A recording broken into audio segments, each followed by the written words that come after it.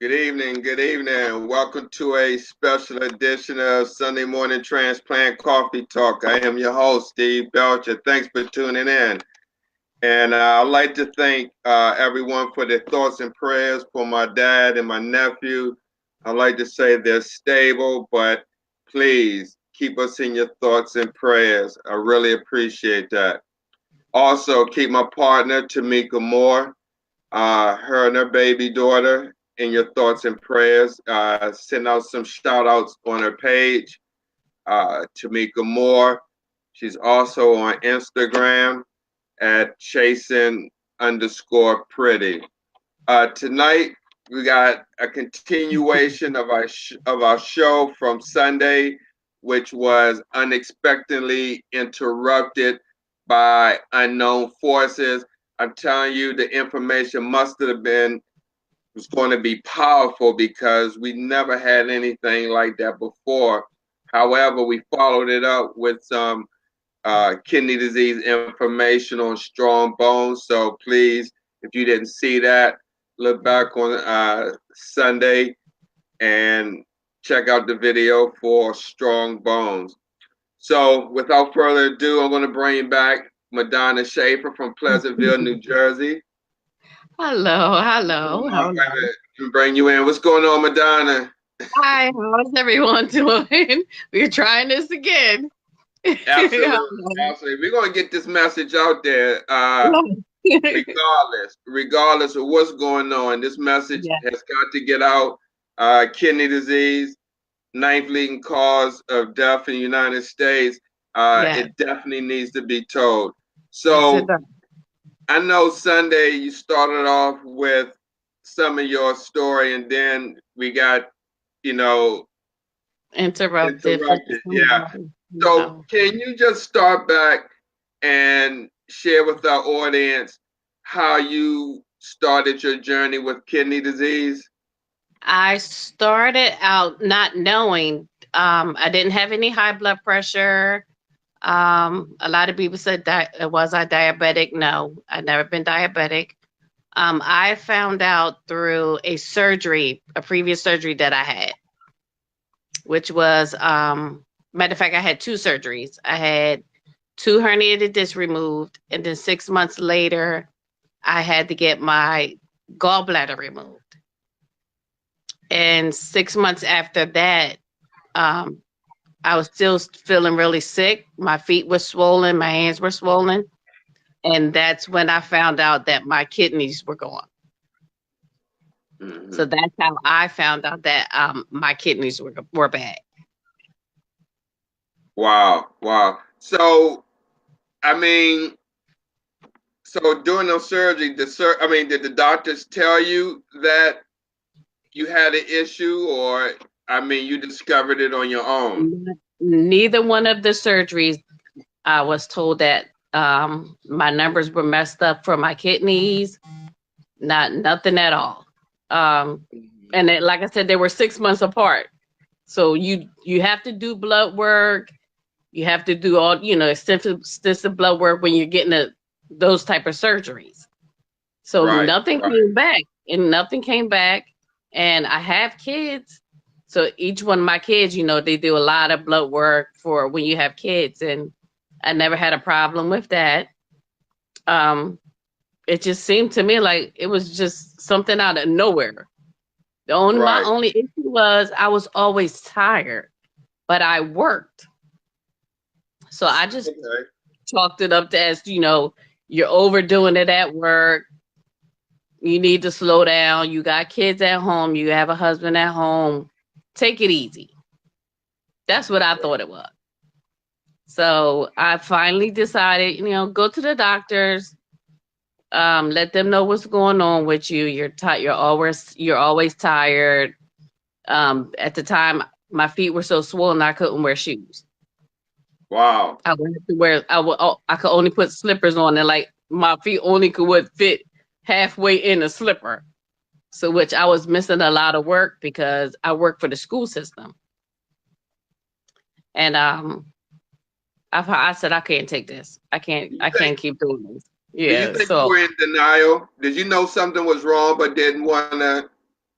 Go I find knew out. something was wrong, but I didn't know what was wrong Mm-hmm. because, like I said, I had just had 2 surgeries. So I'm like, well, what could it be? And it never crossed my mind, my kidneys. It never crossed my mind at all.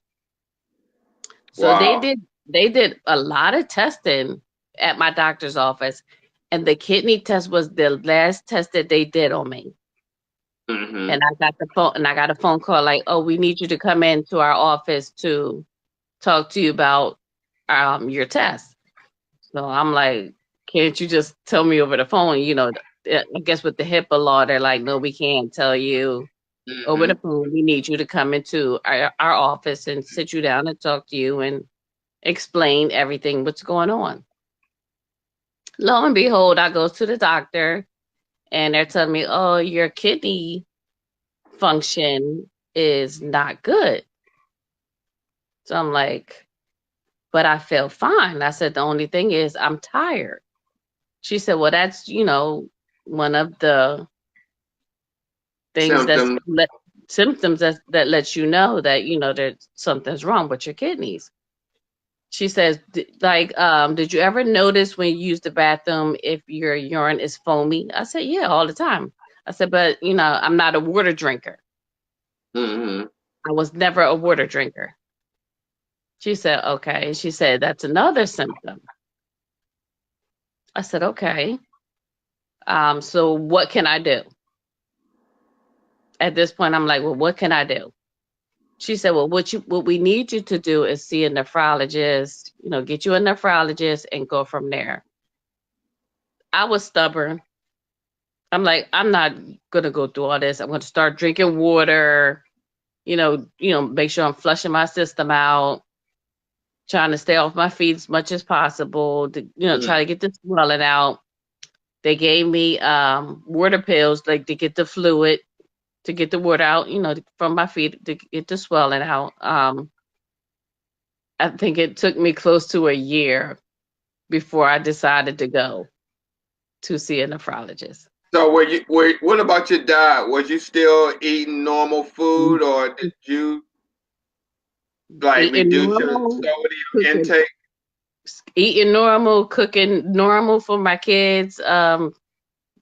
Just living my life like nothing was wrong with me.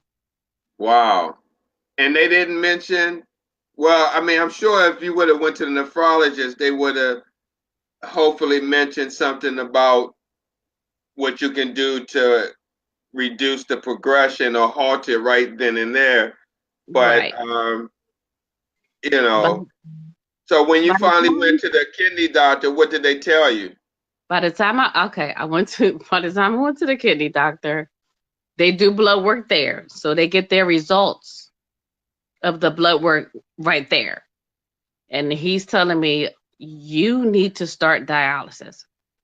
And I'm asking him like, what is dialysis? Because I've never heard of this. So he's explaining to me step by step of what it is.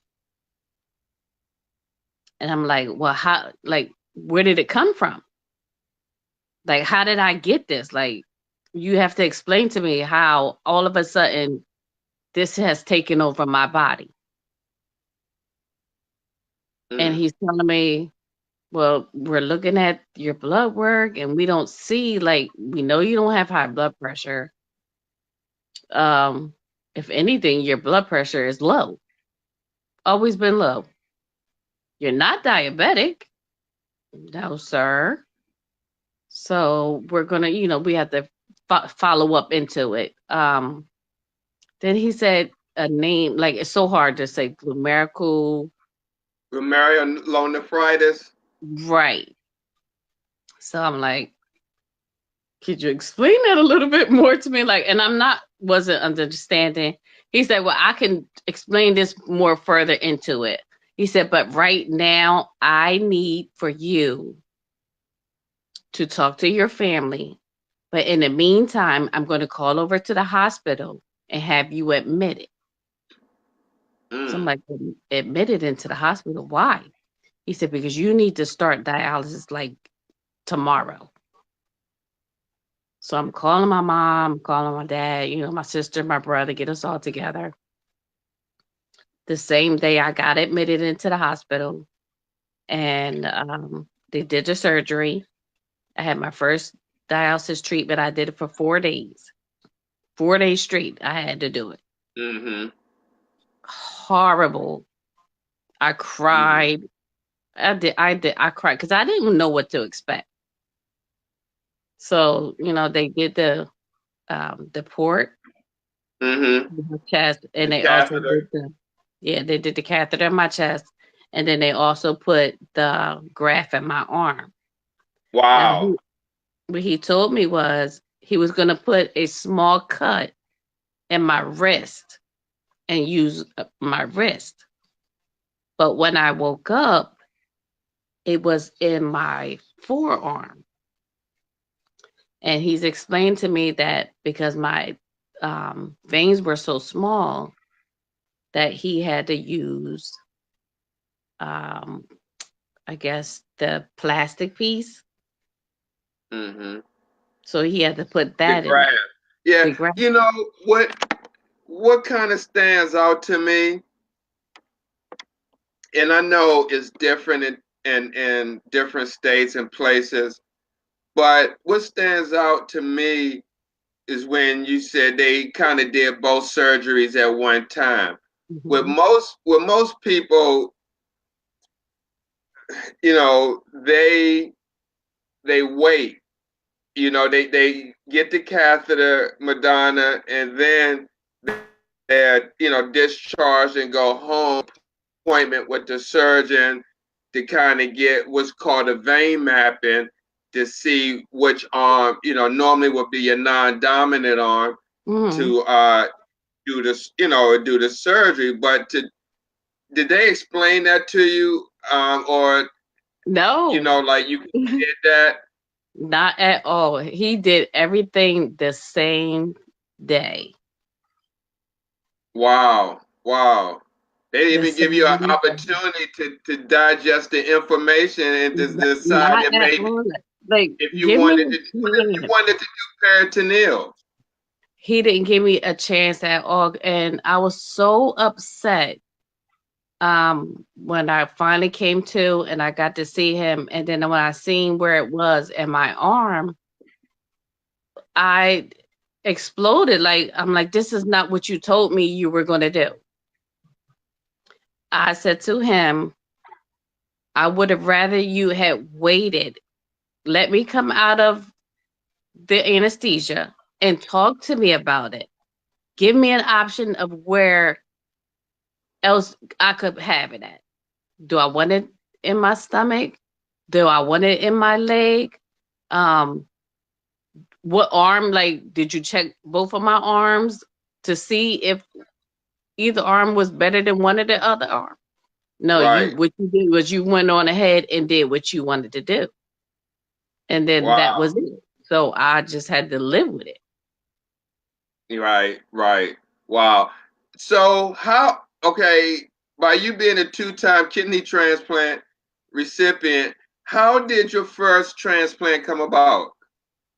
My first transplant came about, I was already on dialysis for about 4 months. Um, I asked a couple of family members, and my mom has a twin. She has a twin sister, and my brother, he got tested, and my sister got tested. We all went to Thomas Jefferson. Me, my mom, my sister, my brother, we went at one time, and my aunt, she went later on after we did. Um, with all the testing were done, my brother came back a match, and my aunt came back a match. But my aunt came back as a perfect match, and outside of my brother, he was a match, but he wasn't a perfect match. Mm-hmm. So we went along with my aunt. Um, Wow. it felt good. All right, Mm-hmm. here it is, 4 months in on dialysis. I'm about to get this kidney. I'm excited. Get the get the kidney in. It works right away, no problems. But then I started getting sick.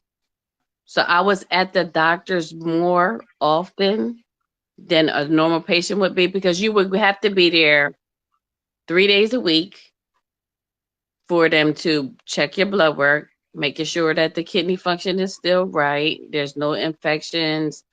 They would, adjusting your medications. I think I had about 4 or 5 different times where I had to go back and get biopsy on the kidney because it was still more problems. The kidney only lasted me 8 months Did they because say what is that? Did they tell you exactly what happened? she said for some reason it was some type of infection. Mm. Yeah. So I'm like, all right, so here we go again. Well, wait a minute, but your aunt was a perfect match. Exactly. Did they say where the infection came from? I mean, did you have it already in your body? Did it come from surgery? I mean, and the reason why I asked that because just by working in medicine Hmm. myself, and I don't like to be a conspiracy theorist or anything like that, but I, you know, when you hear these different stories, like when I Hmm. hear this, your story is like, wait a minute, what is the chances of you having a perfect match from your aunt and the kidney only lasting 8 months, 8 months. and then hearing story like Selena Jones, who got a kidney from her cousin who was on our show that was a perfect, match at one time, and the surgeon made a mistake on the kidney or something was bleeding and the kidney um, didn't work. I mean, Hmm. I'm sorry, not Selena Jones. I'm sorry. My apologies. Um, Tamika Smallwood. She Okay. was on the show To do your about show. about a week ago, and she received a kidney from her cousin, and she didn't even get a chance to even make it out the hospital to really enjoy it. I think she said maybe 5 days or something like that. It could have been a little bit more, but not as long as yours lasted. But when I hear these certain stories like this, Hmm. and I'm just gonna be honest, and as women of color, it just Exactly. makes you think it was enough done, I to don't really think help, you know. what I think happened was um previously from she had got sick. She was didn't get her medications and all that. She went through all that, and they told her she was fine to go ahead with the surgery. But I don't think Wow. she was completely healed from her being sick. Mm-hmm. So when they gave me the kidney, and it's of course it's a foreign object to my body, it was fighting it the whole time. Right. Right. Once I got, caught it was like downhill from there.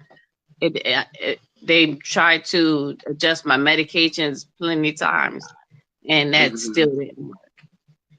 Yeah. Wow. Wow.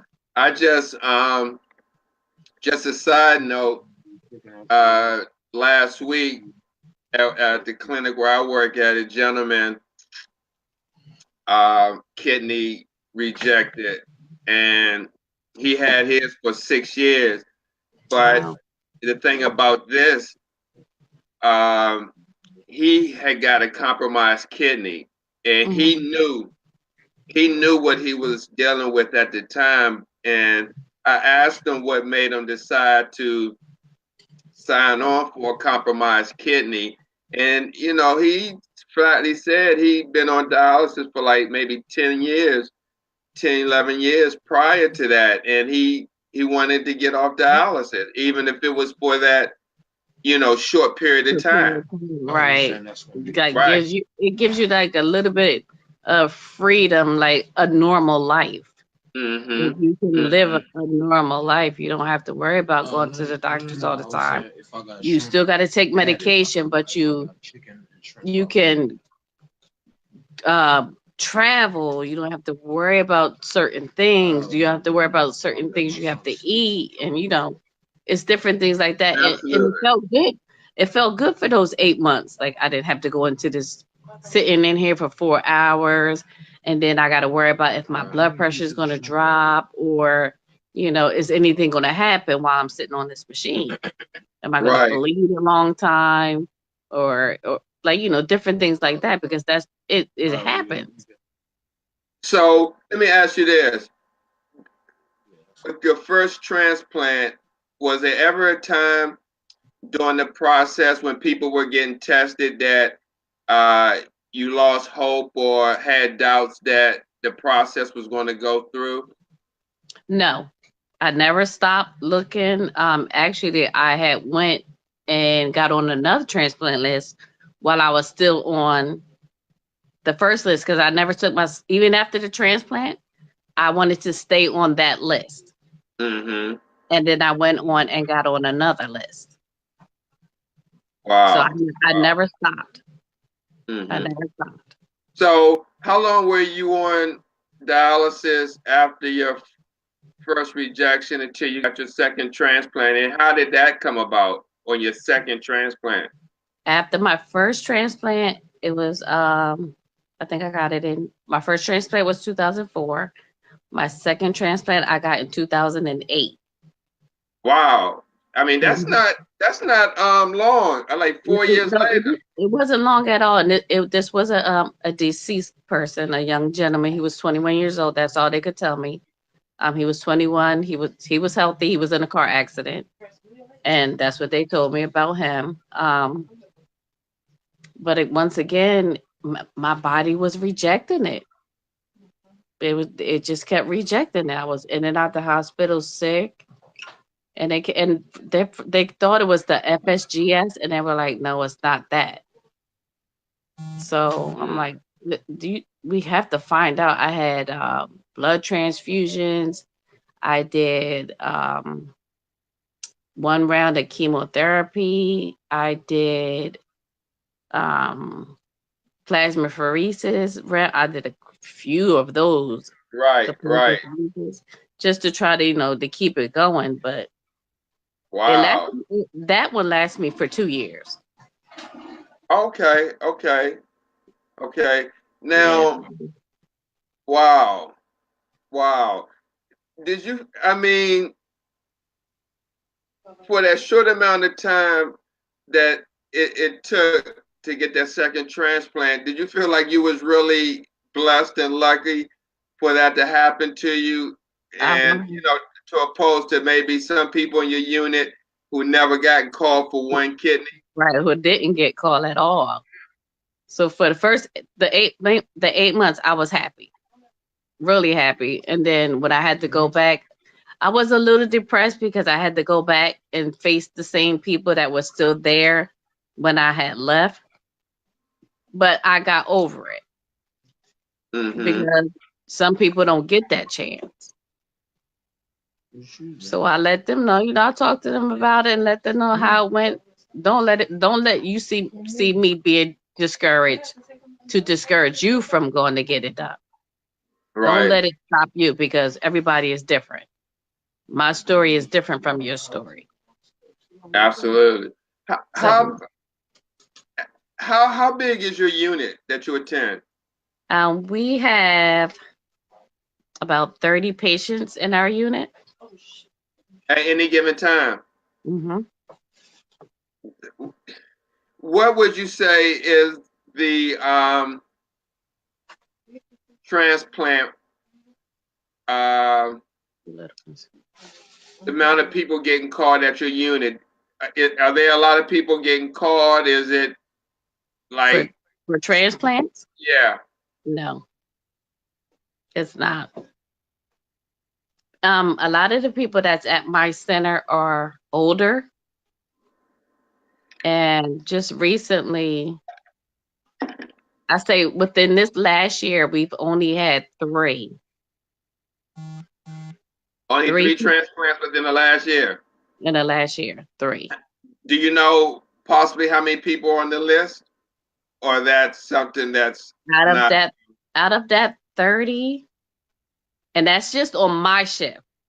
Mm-hmm. I don't know about any of the other shifts. Out of the 30 that's on my shift, it's about 15 of us that's on the list. Wow. Wow. Hmm. So if that means if you had three shifts, that would be 90 patients a day. We have three shifts: Monday, Wednesdays, and Fridays. Every Monday, Wednesday, Fridays, three shifts. Our Tuesday, Thursday, Saturdays, we only have two shifts. Wow. Wow. So now you're on the back on the list for a third time? For the third time, they say the third time's a charm. We're gonna find out. I've been waiting now 6 years. So for people who may be asking or wondering, by you being a two-time kidney transplant recipient, do you still have both of those organs still in your body, or are they No. removed? They removed both of those because I had got sick and I was in a lot of pain. They removed those as well as my native kidneys. They removed those because they developed masses on them and they thought they were cancerous. So, in order, they didn't want to do a biopsy just in case they were cancerous. They removed Mm-hmm. both of those as well. So, I have no kidneys in my body at all. Wow, wow. Now, have your doctors told you um, what would be the prognosis if you got a third transplant? Would you develop any of the same situations or problems that you did in the past with the last rejection? Mhm. They told me no because it's not FSGS. I would not develop the same thing. The Mm-hmm. only thing is they would have to monitor my medications more closely and make my visits more. Instead of 3 visits a week, it would be about 4 visits a week. Mm-hmm. So Mm-hmm. it would be more blood work just to make sure everything is, going well. So Right. I don't mind. Hmm. Now, right now, while you're doing treatment at your clinic, are you very active and involved in your care? I am. I Hmm. I make sure my numbers is right. I watch the machine. I watch everything that they do when they're hooking me up to the machine. I ask questions. If I notice like my number is not where it's supposed to be, where they're running me, I run at 450. So if I notice that it's not running at 450, I need to know why. Absolutely, absolutely.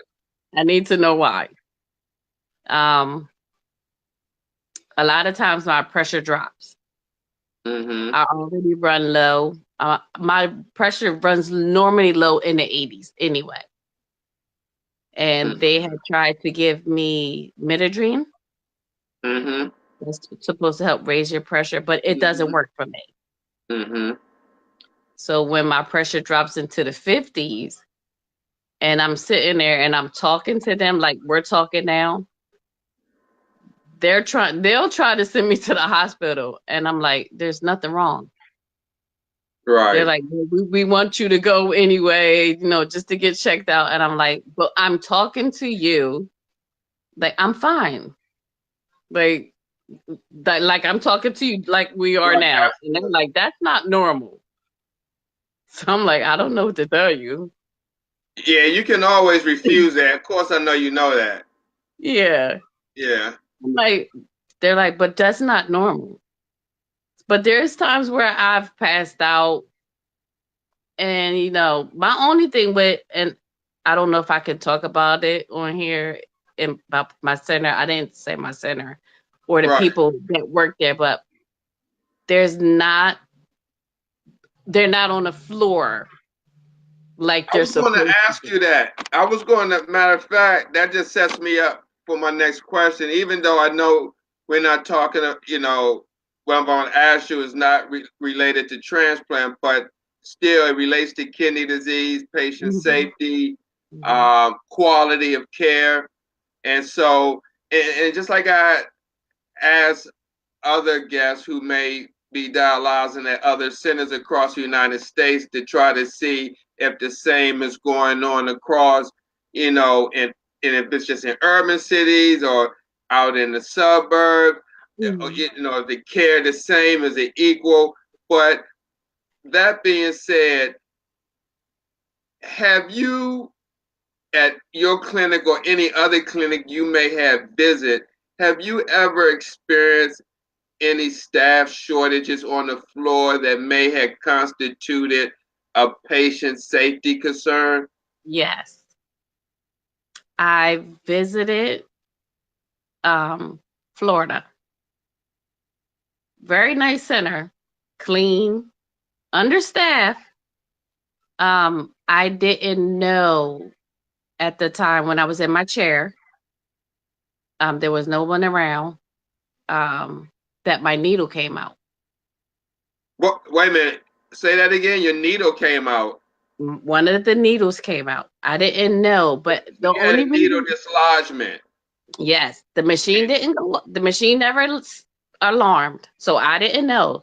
The only reason I knew is because I could feel my side was like wet, and I just so happened to look down. But as I'm looking down, my vision's getting blurry, and I'm trying to call for someone to help me. And there was another lady that was on another side of the center that just so happened to hear a faint call, and she came running over to me, and she's like, "Where's everybody at?" And she helped me. If It, it wasn't for her, wow. I'm yeah. sorry you experienced that. And, I did it. And let me just piggyback on that because this is why I do what I do, Madonna. I did a education moment, which I call them, on venous needle dislodgement, maybe about 2 to 3 weeks ago, talking about the venous needle coming out. And, people won't know, if you're not paying attention or you have that, Hmm. um, your access covered and you're moving around and it's not taped down or whatever the case, how it may come out. If you're not aware and don't pay attention, you can really bleed out. And like you said, you just, you being knowledgeable just said that a lot of patients don't know and realize is that the machine didn't alarm. It And did that not was alone. one of the things I said, because the blood pump is still spinning.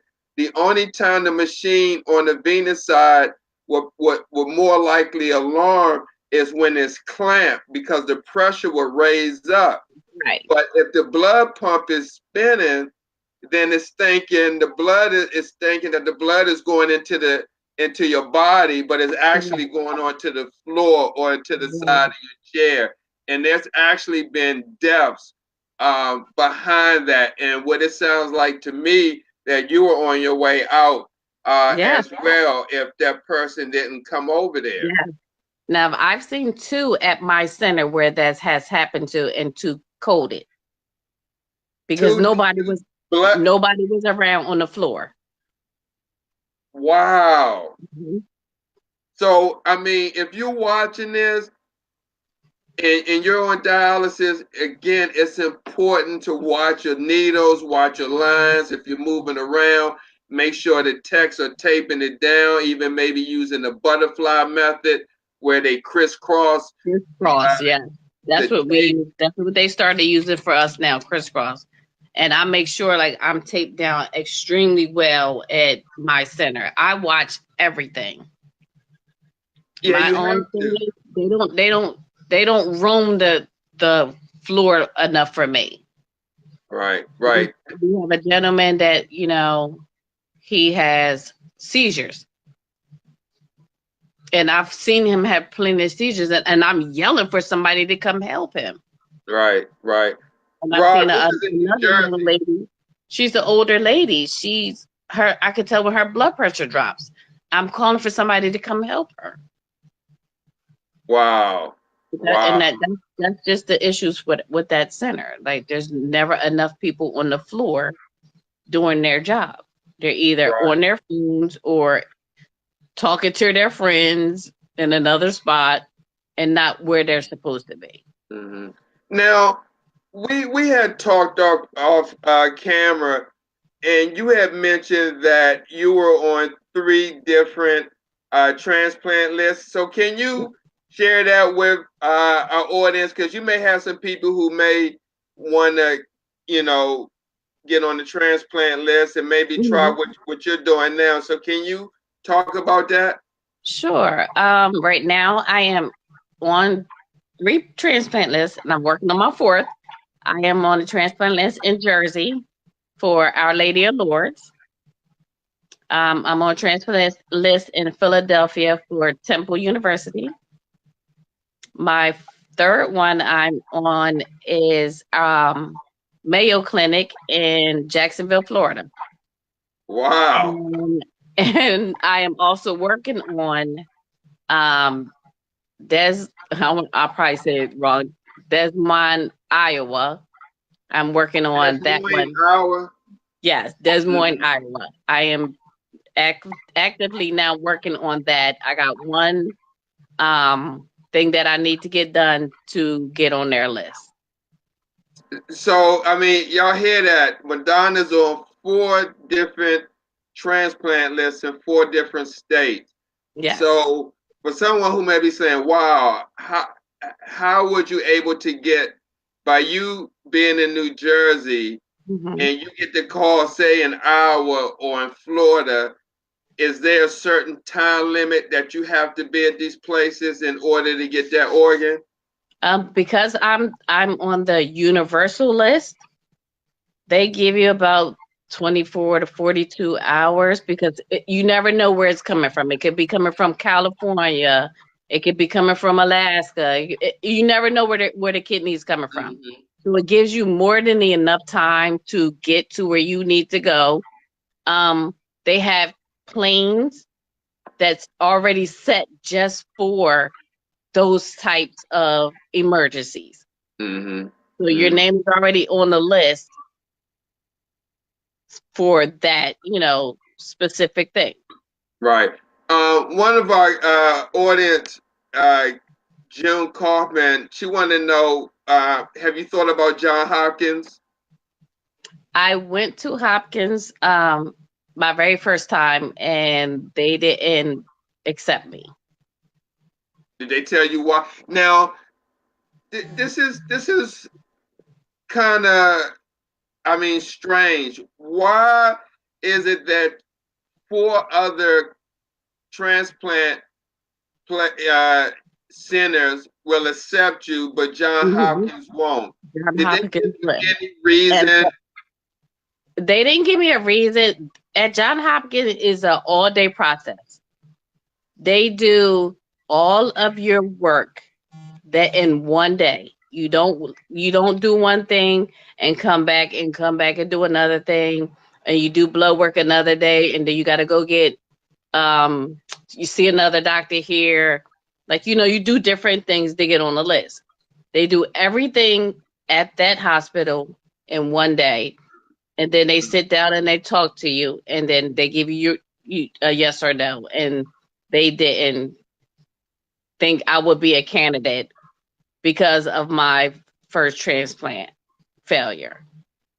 But Wow. then I was like, well, maybe I should go back to them and let them see what extensive work that had been done with the other places that I'm going through to see that it's a possibility, I can get a kidney. Like it's not a reoccurring thing that they think Right. it is. So, and Right. I'm like, and it's closer. It's about 2 hours, 2 or 3 hours to get to John Hopkins. Yeah. Rob, he asked, how does one get on the universal list?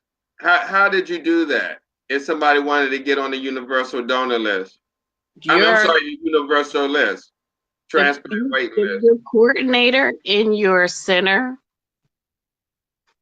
at your center should be able to give you the phone number to call to get on the universal list.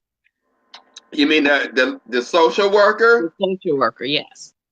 Okay. Because my social worker started me out with a list of hospitals that's in New Jersey and in Philadelphia. That's how I started out.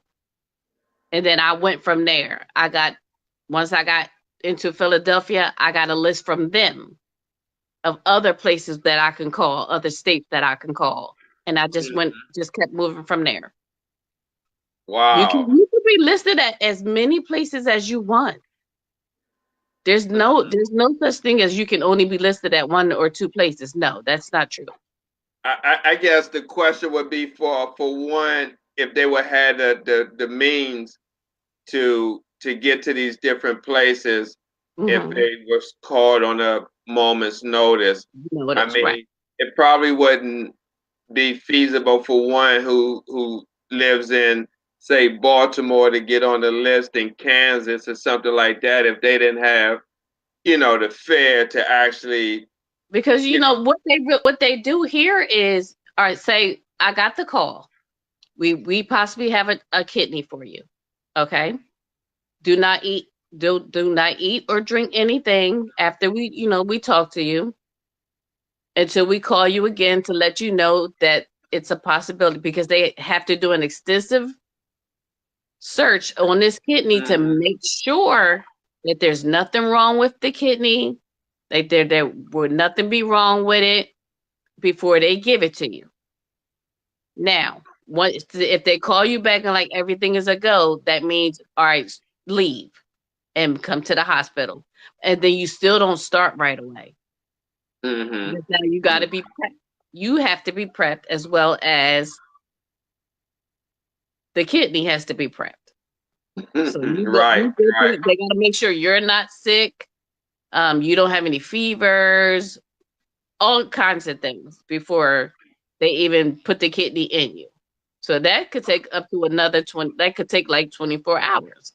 Mhm. Mhm. So So, you still have time okay. to get there and be prepped as well as before the surgery is started. Mhm. So you started dialysis in 2004. Yes. Now it's 2018. That's 14 years pretty much. I Mhm. mean, give or take. But during And I that found time, out altogether it's been 19 years. okay, during that period, have you seen an increase of people coming on dialysis and an increase of Oh yeah. dialysis clinics during those years? Oh yes. They just opened up three three new centers. There's Mm-hmm. one there's one in Galloway and there's two, one in Summers Point, and then there's one in, it's probably like not even 10 minutes from Summers Point called Linwood, a new Mm-hmm. center. Mm-hmm. So yeah, they're opening up a lot of them now. It's a lot of people that's starting to become being on dialysis. Right. So for somebody who may be watching this show right now that don't have kidney disease, but is at great risk, or someone um, who may have diabetes type 2 that had it for 5 or 10 years, still taking medicine, how important is getting checked for kidney disease and diabetes is? It's very, very important. I wouldn't put it off. I'm going to throw this in there like my brother, my oldest brother, the one that was a match for me. He just found out that he's having problems with his kidneys, but he always had a thyroid problem. So now with his thyroid problem became a kidney issue.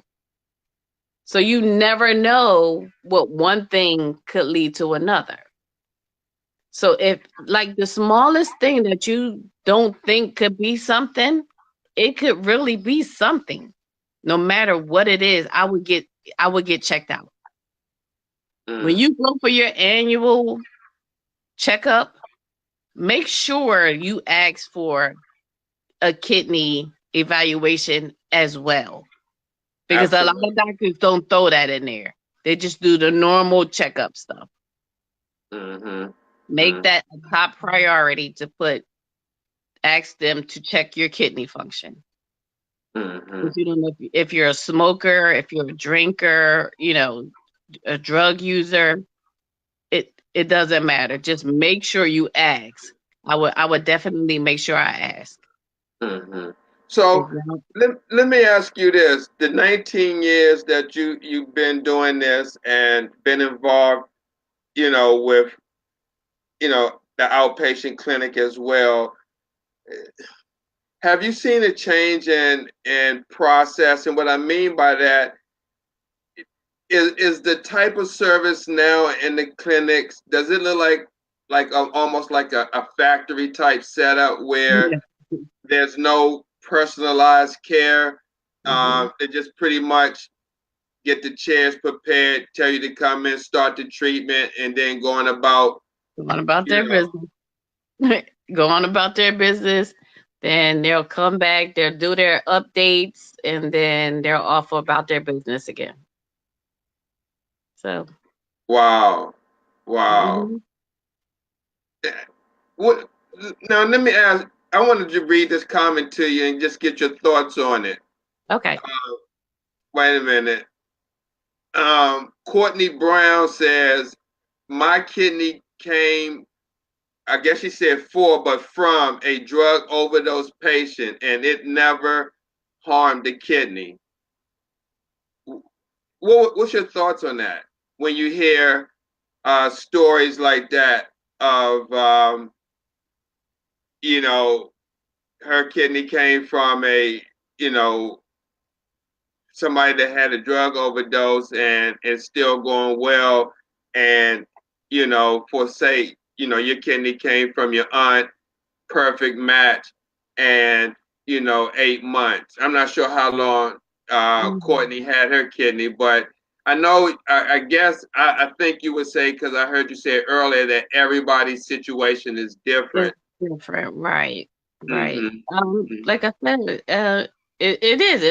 It's so different. You would never really realize how, like she said, hers came from a drug user, but it didn't affect the kidney.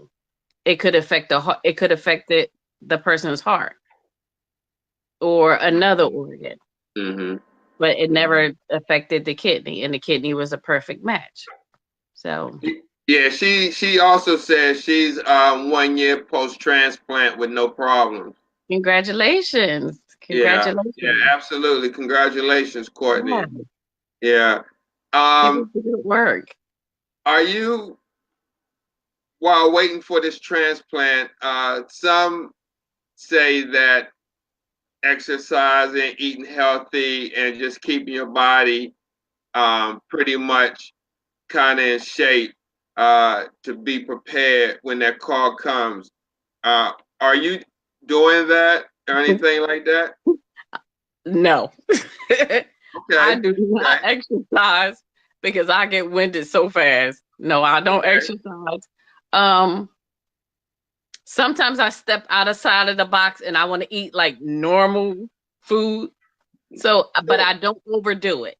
Sure. I know my limit. I take my Renvela, which is the food binder.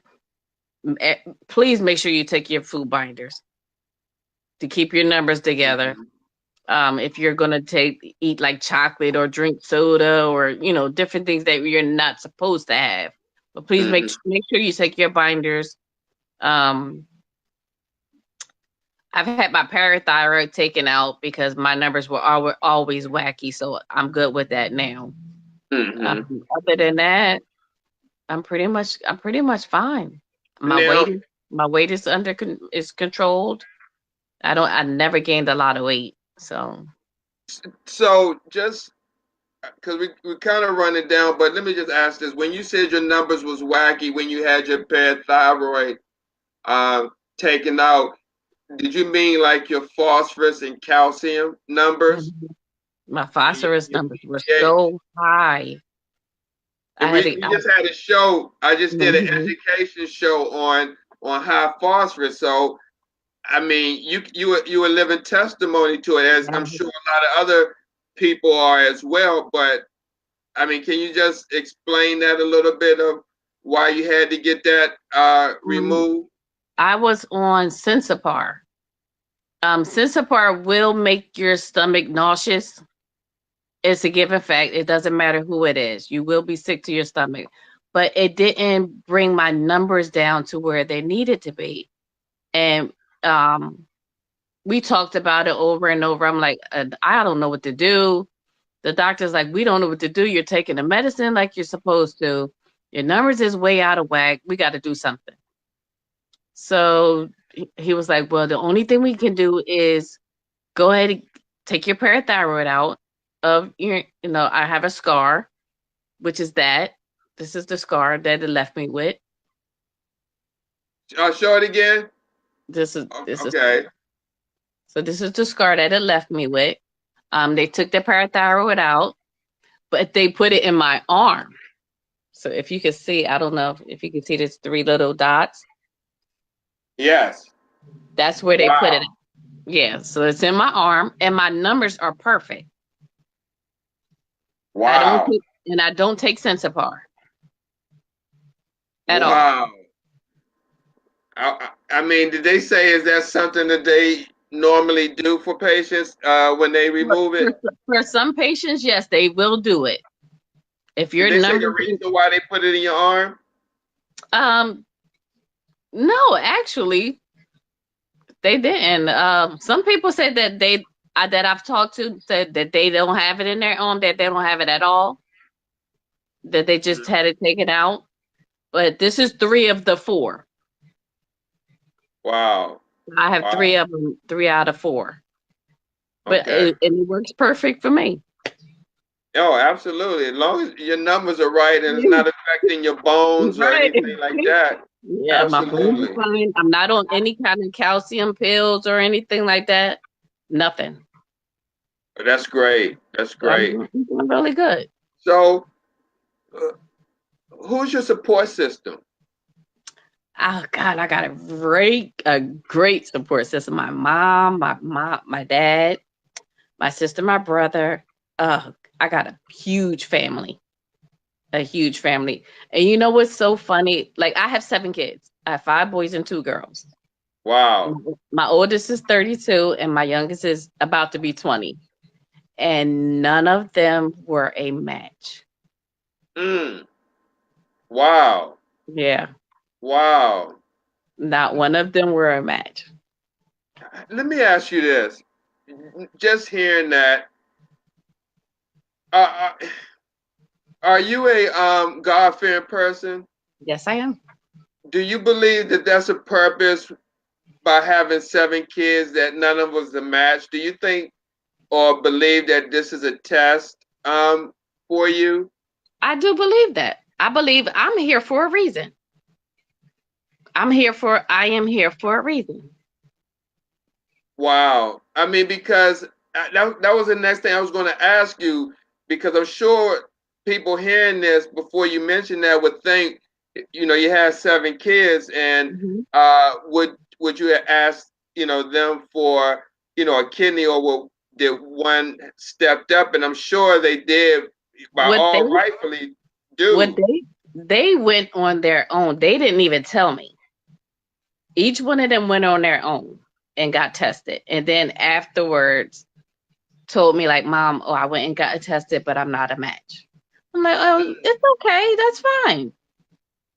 Did they did I still anyone love you. explain Like to you're you my why baby." that They did wanted has to like surprise me with it, just hopefully, just hoping and praying that it would be a match, but it wasn't, and it was fine with me. Did did the nephrologist or did anybody at the transplant center explain to you why that was that they wasn't a match? They believe that they weren't a match because of their father's blood type, and with my pregnancies, I had to get the Rogam shot. Got you. So Got you. they believe it came from either one of those. Wow. Wow. Wow. That's wow. I mean, when you look back at that and look at just the different, like just little small things that Hmm. made a big difference down the road in your journey Hmm. um, with this disease.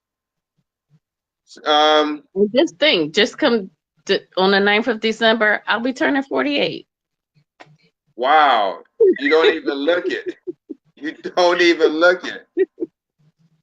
You look marvelous. Thank you. I get a Yeah. lot of people like, "You're sick." I'm like, "Yeah." I said, "What is a sick person supposed to look like?" They're like, "We can't believe like there's something wrong with you. You don't look it. You live your life like a normal person." I'm like, "I'm not going to let it defeat me. Hmm. I'm going to beat it.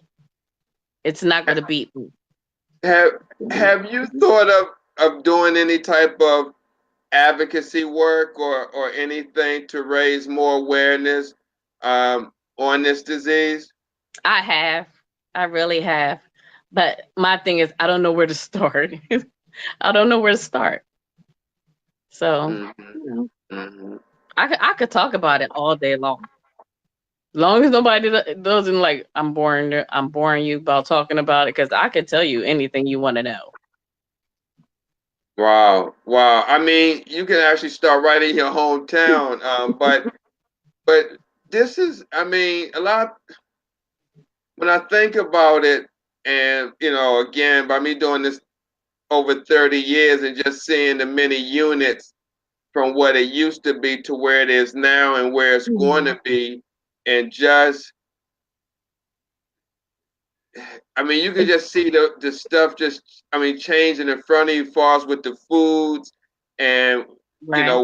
what we put in our bodies. And, you're hearing less about fruits and vegetables and you hear more Exactly. about burger deals, three Hmm. for $6. And, Because it's so when you, much easier to get to, and you don't, "Oh, I'm just going to go to McDonald's or Burger King and get something to eat because I don't feel like cooking or I'm too tired."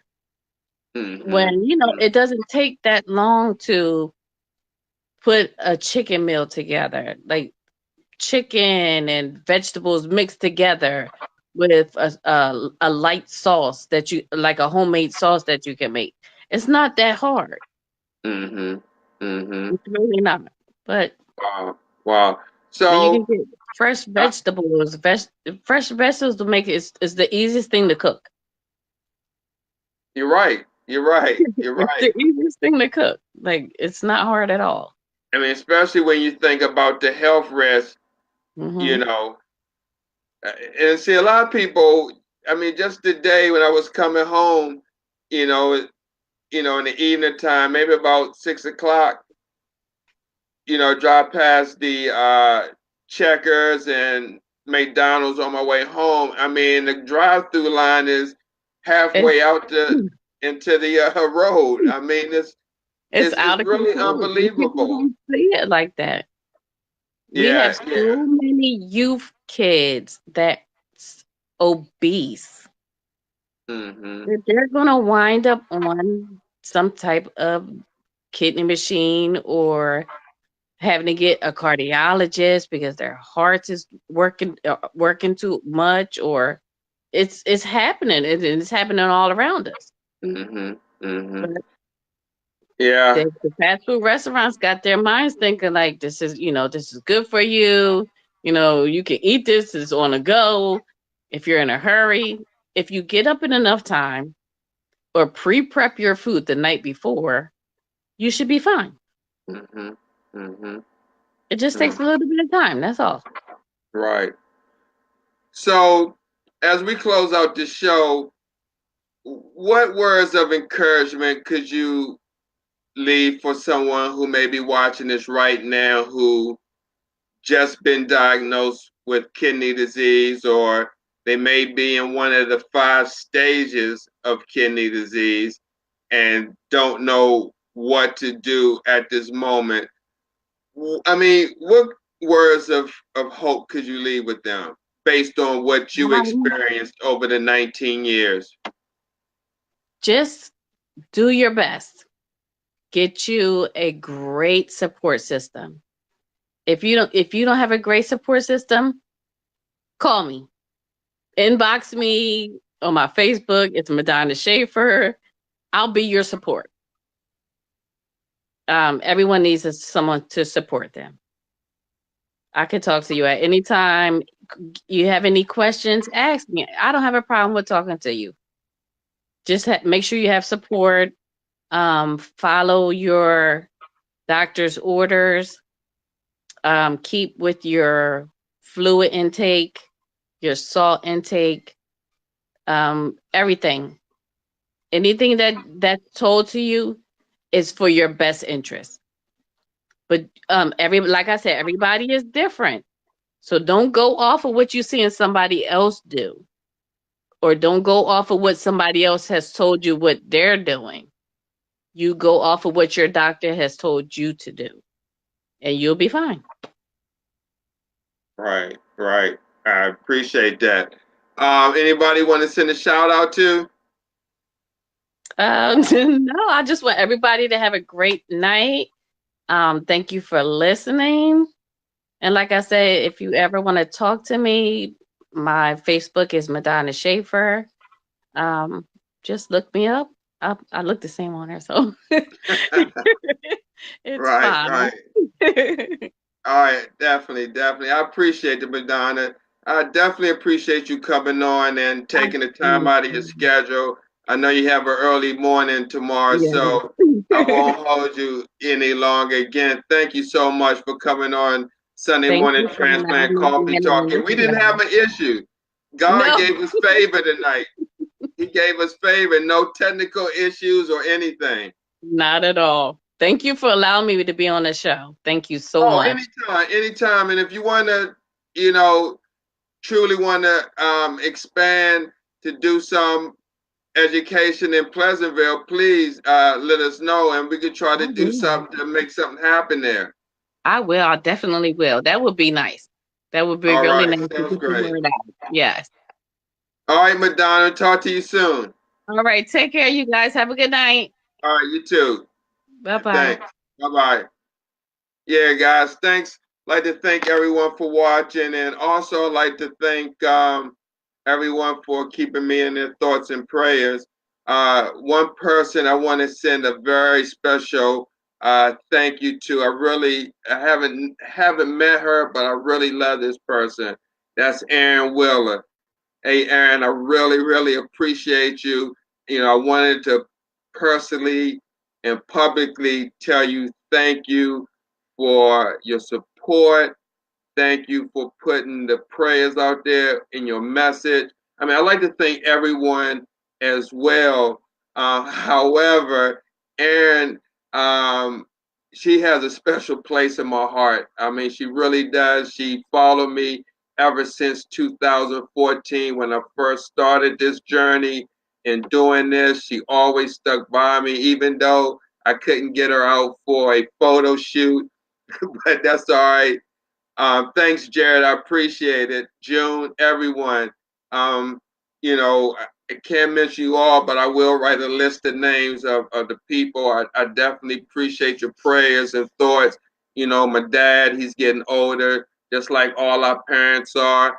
And, he's developing certain problems as older people do. Heart failure. I mean, he's not at the end stage where he's about to check out, but these things do progress, and we try to make him comfortable as well. He may have to deal with kidney disease as well, so that's something that makes this fight for me more important, especially when this disease affects myself and my family. So it just makes the fight even more important. And as I heard today, from TD Jakes. I don't care what you may think about this guy, but he's got me through uh, these rough moments that I'm going through right now. Because as he say, for every burden, there's a blessing, and for every blessing, there's a burden. So right now, I'm going through my trials and my journey, and all it's doing is making me a better and stronger person. So again, thank you for your prayers and thoughts. Keep my partner Tamika Moore and her baby daughter in your thoughts and prayers. And please keep my best buddy, Aaron Weller, in your thoughts and prayer as she seeks for a transplant as well. One day, Aaron, I'm gonna get you on the show, but I am coming down to see you before Christmas. I'm only an hour away, so I will be down before Christmas to actually meet you, and hopefully we could put this on camera. Again, thank Jared, thank you, June, Courtney, thank you. I really appreciate it. And tune in for this Thursday for um, Urban Reno Talk with Tamika and Steve. We hope to have a surprise for you, which you all may know, but also we're going to have on Leon Smith Bay from Baltimore, Maryland, brother that I had personally met during the dialysis journey. I used to work at his clinic about 10 years ago. So I'm fortunate to have him on the show this Thursday. Tune in this Thursday from 9 to 10 Eastern Standard Time, USA. Good night, everyone. Peace be with you and God bless. Thanks a lot.